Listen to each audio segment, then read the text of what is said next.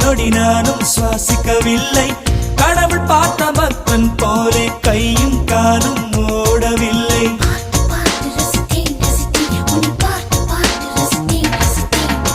தேவதையும் பேருந்தில் வருமா, கனவா நனவா தோன்றவும் இல்லை. நல்ல வேளை சிறகுகள் இல்லை, நானும் அதனால் நம்பவில்லை. வெற்றி என்ற மேடையிலே ஒற்றை முடியை ஆடவிட்டார்.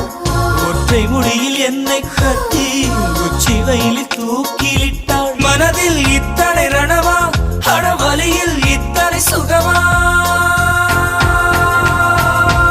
அடடா அடடா அடடா அடடா பார்த்தேன்